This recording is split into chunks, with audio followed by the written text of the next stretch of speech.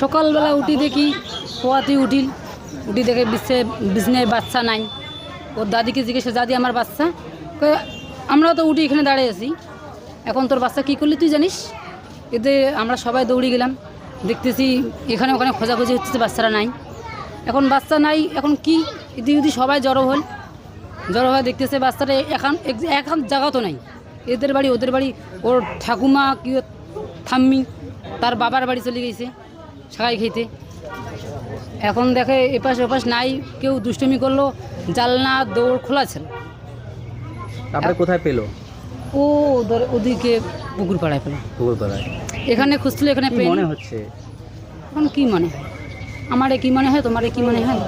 মানে যারা এরকম ঘটনা ঘটেছে কি চাচ্ছেন আপনারা? তার শাস্তি হোক। ওই ঘরে কে কে ছিল আপনি জানেন? 3 জন ছিল। কে কে?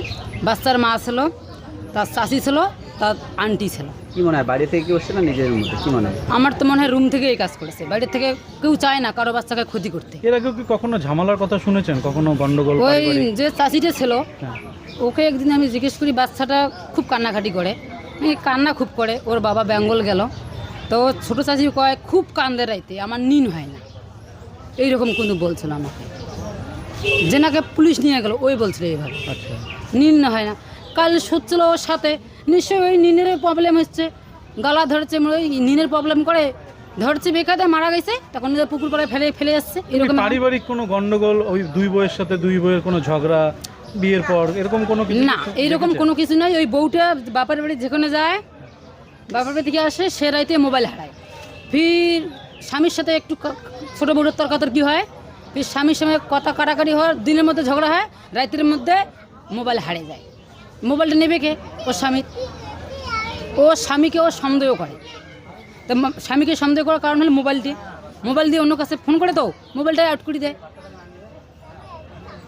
তো প্রথমে ওর স্বামীরটা হারিয়ে গেছে, তারপরে ওর দেওয়ালেরটা হারিয়ে গেল, তারপরে তো ওই যে আজ বাচ্চাটা মানে কেয়ার করে না।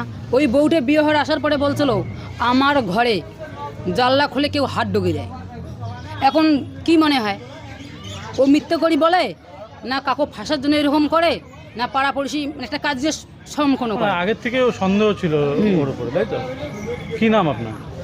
লাবণ্য খাতুন। এলাকাবাসী আপনি? সকালে এখানে? আরে দাদা, আমরা তো জানি না। হ্যাঁ, এখন আমরা ঘুম থেকে উঠি, দেখি বলে বাচ্চা হারাইছি।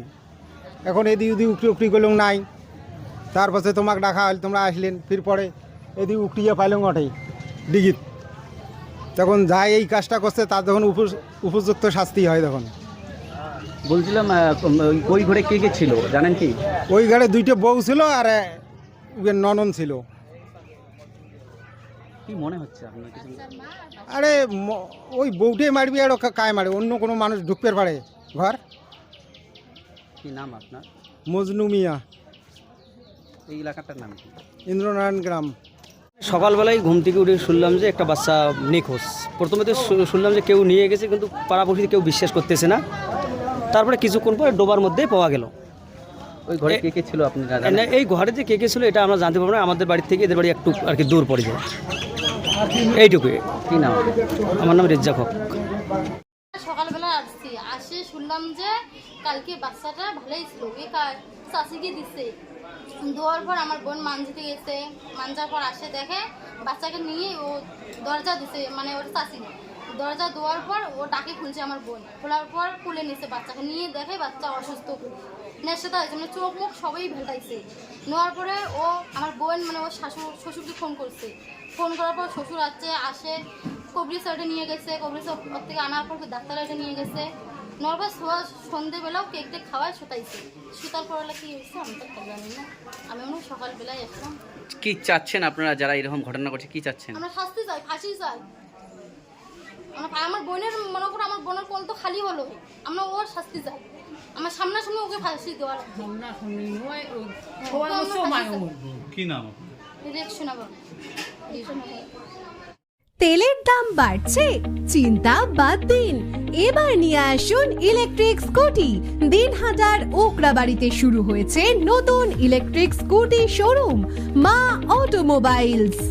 মাত্র 40,000 টাকা থেকে শুরু, আর একবার চার্জে চলবে 60 থেকে 180 কিলোমিটার পর্যন্ত মাইলেজ। এখানে রয়েছে ফায়ারপ্রুফ ব্যাটারি সুবিধা। এছাড়াও পাওয়া যাবে সব ধরনের গাড়ির পার্টস, দ্রুত সার্ভিসিং সুবিধা, সহজ ফাইন্যান্সের ব্যবস্থা, কম খরচে বেশি চলা। তাহলে আর দেরি কেন, আজই চলে আসুন মা অটোমোবাইলসে। ঠিকানা দিনহাটা, ওকরাবাড়ি, সাহাপাড়া। যোগাযোগ 7384768593।